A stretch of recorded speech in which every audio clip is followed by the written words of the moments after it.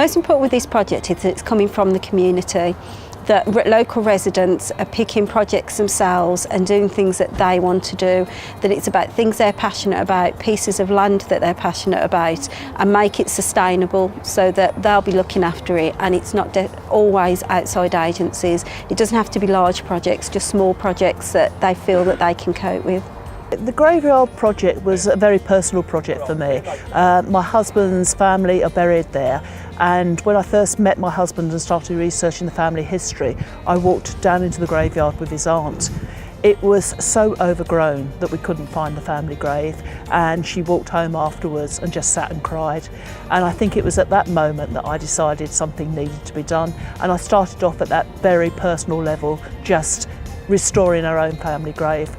But at that same time, my son was looking to do some sort of volunteering project with his friends, and they got together and we started actually working on other graves in the graveyard.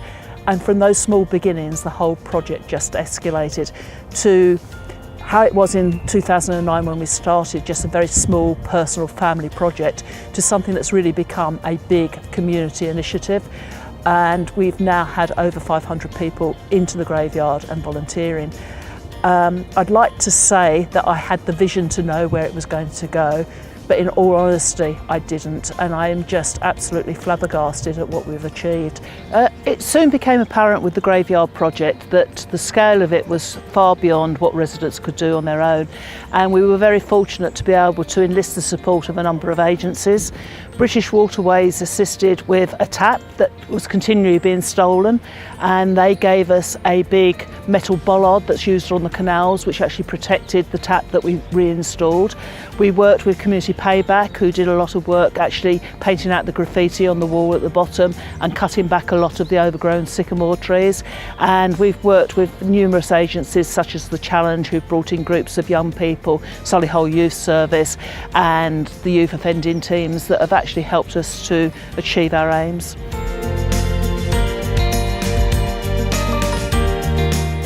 The project, which is called Kingshurst Community Gardens, was originally initiated by the Art Space, which is run out of a shop in the Kingshurst Parade.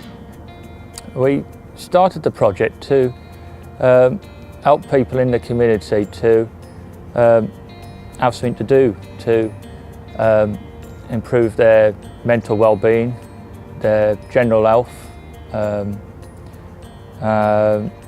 and to improve the environment, really. Our aim is to try and brighten it up with plants and flowers, and also try and grow vegetables so that people can actually just pick their own vegetables and take them home, and it might start a revolution, we hope. We've got a number of projects here. We use the community gardening project with lots of local volunteers to enhance the space around the parade. So we've used that as well in the community events for Kingshurst by the Sea and Kingshurst by the Tropical Sea, which have been one-off events where we've involved beaches and donkeys and got all the local traders involved with tombolas and various things, activities for the local community, so that everybody can use the space in a different way and see that it's not just a shopping parade, but it's a community space that we can all use.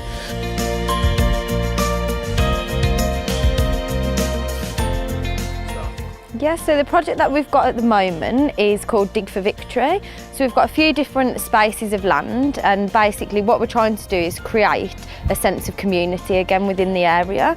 And by doing that, we're planning on having different raised vegetable beds and allotment spaces that we can then take them vegetables that the community have locally grown and distribute them back out to vulnerable people that live in the area.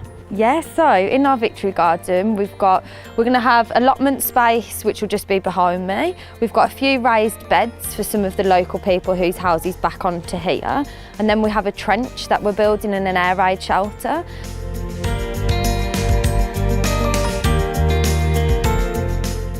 I'm Gavin Douglas, I'm the rector here at St Mary and St Margaret, been here 7 years, and this is part of the St Mary and St Margaret Castle Bromwich Community Hall project, which was just taking off when I arrived.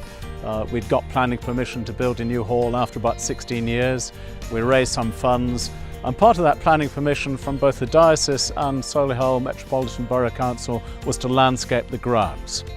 And we thought that was a great opportunity to have a garden and also to have a memorial garden where relatives could put ashes of loved ones.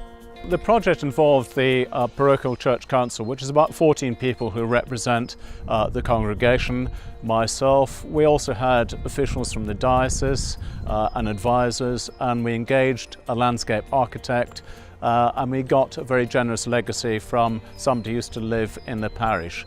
And myself and somebody called Two Davids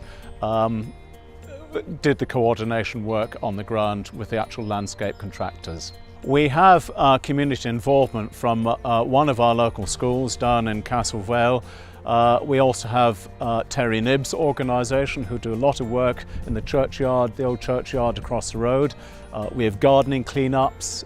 We've had other groups of young people helping us. And every year Greenwood Academy come in and do a little bit of extension work on the garden. And it's now very much a community resource, and people come here because it's a haven of tranquility and silence and prayerfulness, even though it's just a couple of 100 yards from Junction 5 on the M6.